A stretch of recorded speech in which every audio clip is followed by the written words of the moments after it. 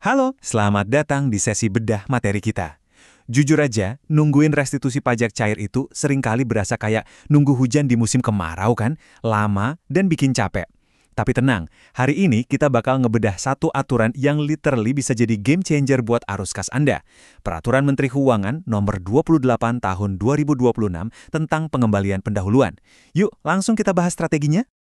Oke, kita mulai dari sumber aslinya dulu ya. Coba perhatikan tanggal berlakunya di situ. Aturan ini baru resmi jalan tanggal 1 Mei 2026. So, ini bukan sekedar info lewat, tapi semacam aba-aba start buat kita. Artinya, kita punya cukup waktu dari sekarang buat ngeberesin rekam jejak bisnis kita sebelum jalur cepat ini benar-benar dibuka. Nah, sebelum kita masuk lebih dalam, kita samain persepsi dulu deh. Apa sih sebenarnya pengembalian pendahuluan ini? Singkatnya, ini tuh jalur resmi VIP buat wajib pajak, biar bisa nerima duit kelebihan pajaknya jauh lebih cepat. Jadi, Anda nggak perlu lagi tuh ngelewatin proses audit penuh yang panjang dan ribet. Cukup lewat verifikasi awal aja. Ini kuncinya ya, buat nyairin duit yang selama ini nyangkut, biar modal kerja Anda bisa muter lagi. Aturannya emang lumayan padat, tapi tenang, kita udah siapin semacam peta jalan di sini. Kita bakal lihat konsep jalur cepat restitusi pajak, terus 3 rute utamanya yaitu wajib pajak kriteria tertentu, wajib pajak persyaratan tertentu, dan PKP berisiko rendah. Terakhir, pastinya kita cek proses dan batas waktunya. Oke, langsung aja masuk ke bagian pertama, jalur cepat restitusi pajak. Ini dia fondasi awal buat ngamanin arus kas Anda. Poin krusialnya ada di sini, teman-teman. Aturan ini pada dasarnya kerja kayak semacam mesin penyortir. Pemerintah nyediain 3 tiket emas khusus buat nge-bypass antrian panjang birokrasi tradisional. Nah, kalau bisnis Anda berhasil masuk ke salah satu dari 3 jalur ini, wah, Anda bakal pegang kendali penuh atas seberapa cepat dana itu cair. Masuk ke bagian kedua, wajib pajak kriteria tertentu.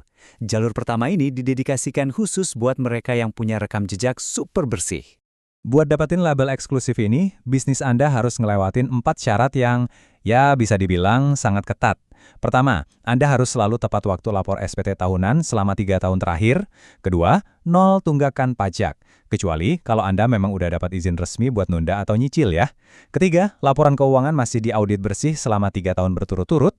Dan keempat, pastinya nggak boleh ada riwayat pidana di bidang perpajakan dalam 5 tahun terakhir. Cukup strict kan? Dan yang paling menarik, lihat deh seberapa spesifiknya standar dari pemerintah ini.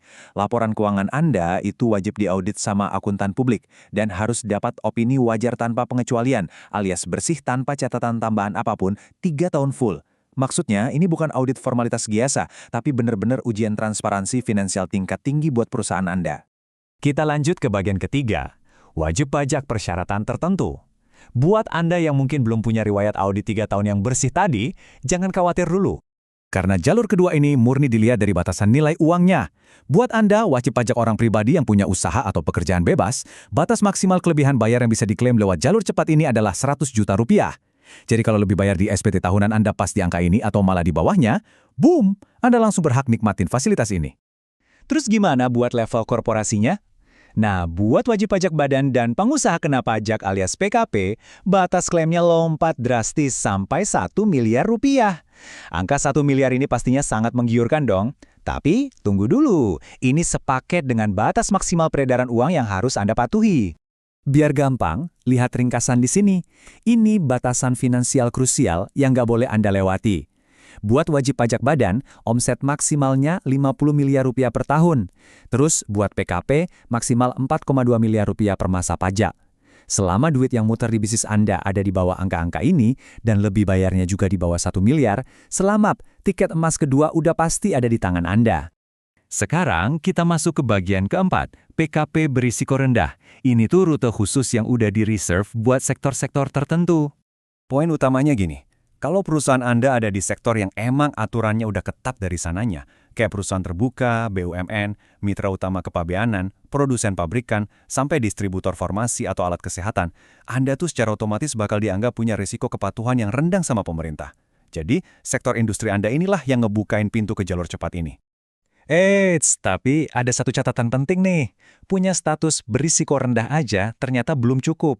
Buat benar-benar ngaktifin jalur ini, minimal 80%, catat ya, 80% dari total penyerahan Anda itu harus dari aktivitas spesifik, contohnya kayak ekspor atau penyerahan ke pemungut PPN. Rasio 80-20 ini ibarat angka keramat yang harus benar-benar dipantau sama divisi akuntansi Anda. Oke, bagian kelima, proses dan batas waktu. Sekarang kita lihat gimana proses aslinya berjalan dan seberapa cepat sih uang Anda bakal balik. Birokrasinya dipangkas cantik jadi 3 langkah aja. Semuanya dimulai pas Anda nyentang kotak pengembalian pendahuluan di SPT. Habis itu, DJP nggak bakal ngelakuin audit penuh yang bikin pusing. Mereka cuma ngelakuin penelitian formal. Fokusnya ke kebenaran hitungan sama validitas dokumen aja. Langkah terakhir, otoritas bakal langsung nerbitin SKPPKP, alias Surat Keputusan Pengembalian Pendahuluan Kelebihan Pajak. Ini nih dokumen sakti yang bakal nyairin dana Anda. Nah, ini dia bukti nyata dari komitmen kecepatannya. Coba bayangin kalau Anda masuk kategori orang pribadi di jalur kedua tadi, dana Anda tuh bisa cair cuma dalam 15 hari kerja. Cepet banget kan? Kalau buat WP Badan dan PPN di jalur 2 dan 3, kelar dalam 1 bulan full. Dan yang paling lama buat PPH di jalur kriteria tertentu, itu maksimal 3 bulan. Jujur aja, ini bukan cuma sekedar potong waktu tunggu, tapi ini perombakan radikal yang bisa nyulap modal nyangkut Anda jadi arus kas yang seger dalam waktu singkat. Kutipan langsung dari Kementerian Keuangan ini benar-benar merangkum filosofinya. Regulasi ini tuh punya tujuan ganda. Di satu sisi, ngasih reward buat wajib pajak yang patuh lewat kepastian hukum dan pencairan yang cepat.